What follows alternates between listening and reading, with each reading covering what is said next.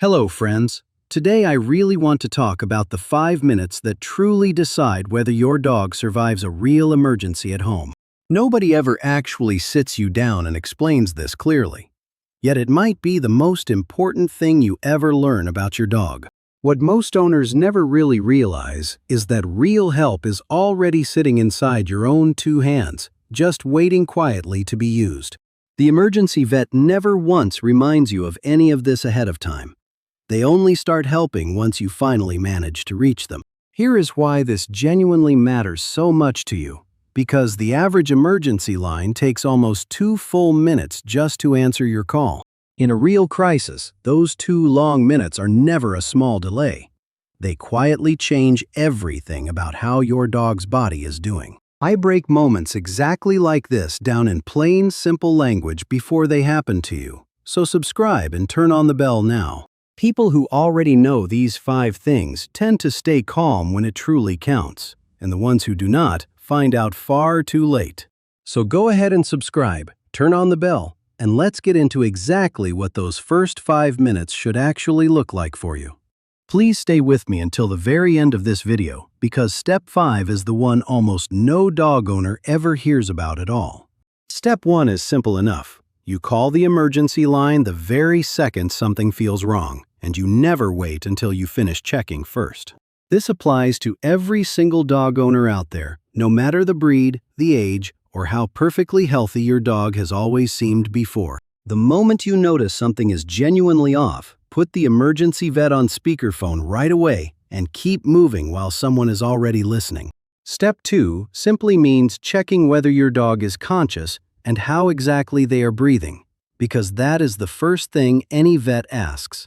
With bloat, one of the fastest and most dangerous dog emergencies, dogs treated early survive at rates well above 80 or even 90%. One well-known study actually found that 36% of dogs with bloat did not survive, often simply because real help came too late. If your dog's belly suddenly looks swollen and they keep trying to vomit with nothing coming up, treat every single passing second as truly critical. Step 3 is keeping your dog completely still and low to the ground, because movement alone can quietly make an internal injury far worse. This matters most during seizures and sudden collapses, where a badly disoriented dog trying hard to stand can end up hurting themselves even more. Clear the space around your dog instead of pulling or dragging them anywhere, and simply let their body stay exactly where it already is. Step 4 is entirely about your own voice and your own hands, and this is the part almost nobody has ever explained to you clearly. Think about a sick child lying awake at night, how a parent's calm hand on their forehead actually slows the child's racing heartbeat down.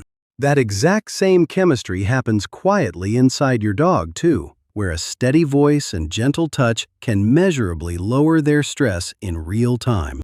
Dogs have spent well over 10,000 years learning to read human calm faster than almost any other animal alive on this entire earth. But this only truly helps when it is done gently, because a shaking voice or a tight, nervous grip adds even more stress to their body. The goal was never to hold your dog tighter during a crisis. The real goal is simply to hold them steadier through the entire moment. Now here comes Step 5. The one almost nobody ever talks about, and it might genuinely be the single most dangerous mistake owners make. Never give your dog your own medicine or any home remedy, because what safely helps a human being can seriously harm a dog's fragile body.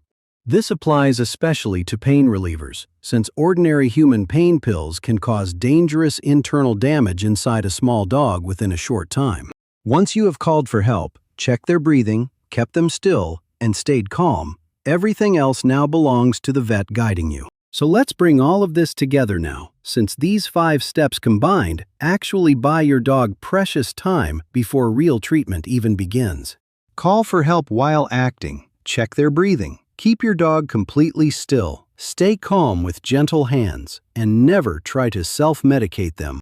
I am not a veterinarian myself. I am simply someone who lived through a night exactly like this one and had to learn all of it afterward. I am still learning something new every single time I read another case or sit down and talk with a working veterinarian about it. This channel honestly exists because I wish somebody had explained these 5 things to me clearly before I ever actually needed to know any of them.